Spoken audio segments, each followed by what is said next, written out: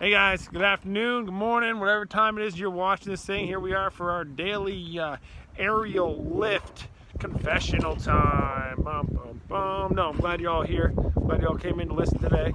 I might get some wind sound. I hope not. I can't tell what you guys are hearing. I just want to show you this gable end. This is you can see yesterday I was up on another side of this house way over there, which is quite a bit lower than I am right now. But we have a great view today. You can see Camel's Hump right in the background there. Looks far better than I do, that's for sure. Anyways, what I want to talk about today was, I was kind of got to reading in John this morning, and John 9 talks about, I don't know if you can hear me, if the wind's blowing or not, but it says, as he passed by, he saw a blind man from birth. This is Jesus. As he passes by, and his disciples ask him, Rabbi, who sinned, this man or his parents, that he would be born blind?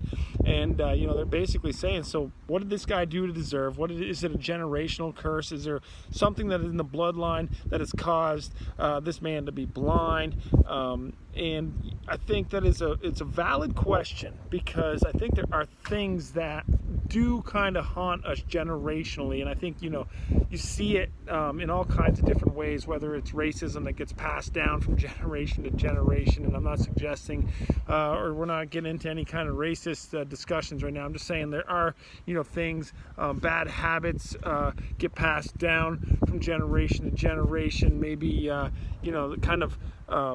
the living environment, maybe we kind of get pigeonholed into some demographic or low income, middle class, and we never kind of get ourselves out of it. It's because of what our maybe it's the way we grew up, it's maybe what we're comfortable with. But anyway, so the disciples asked him, so what's going on with this guy? Why is he cursed, so to speak, with this blindness? And Jesus answers, he says, it was neither that this man sinned nor his parents, but it was so that the works of God might be displayed in him. Listen, no matter what's going on, whether, again, it's something like, the conditions in which you're living in, maybe you're living in poverty, maybe you're living in with anxiety, maybe you're living with fear, maybe you're living in addiction, maybe you're unhappy in life in general, and you've kind of started to question, like, God, what did I do to deserve this? Or even the validity of God. I think sometimes these times when we're feeling down and out, it gets pretty easy to start questioning whether God is real, or maybe you believe that God is real, but we start asking ourselves an even deeper question: is why would he allow this into my lives? Why would he allow such tough circumstances? And again, I can't speak to whatever's going on in your life, and I know there's a lot of tough circumstances out there, and it's not to be taken lightly, and they need to be dealt with in appropriate ways, and we need to figure out how to emote in appropriate ways, and and all that stuff.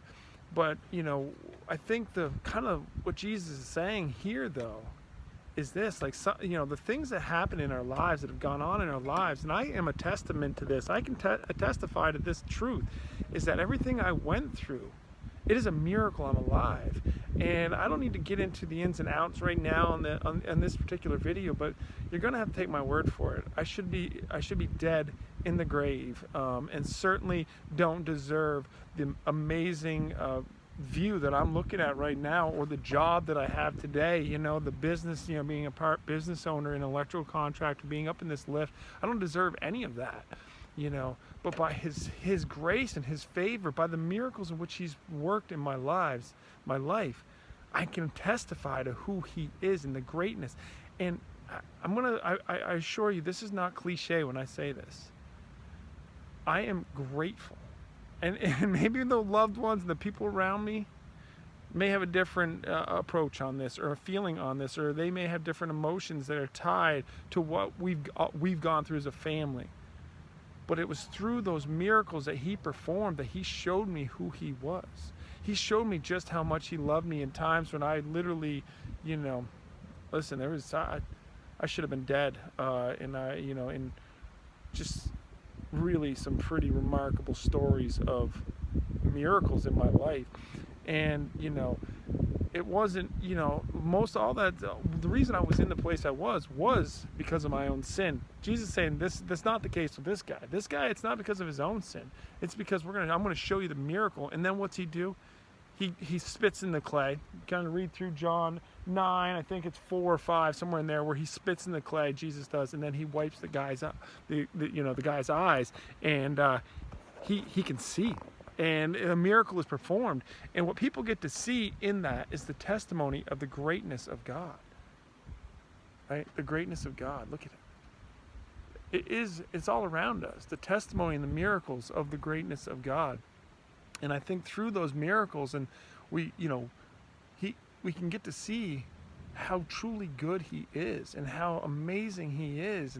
And so in the testimony that we are to those around us, the people that saw me in my shame and my guilt and all the life that I was leading, now they get to see me redeemed. And maybe some of you are watching this video, and I work with you guys, and I appreciate you watching, and I hope that you understand and you can kind of see the difference in who I was before I was living with the purpose of glorifying God, compared to who I am today, when I know what my purpose is, and my purpose to glorify God. And that's, the way I try to live. And they know this. I don't do it perfectly. I'm just, one beggar trying to tell another beggar where to get some bread here.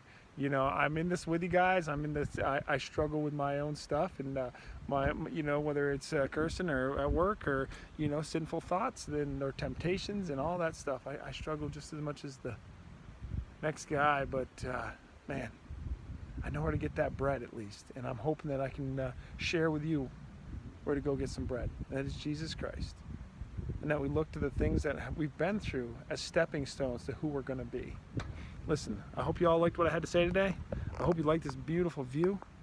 It is amazing. It is remarkable. Guys over here taking lunch. Please submit.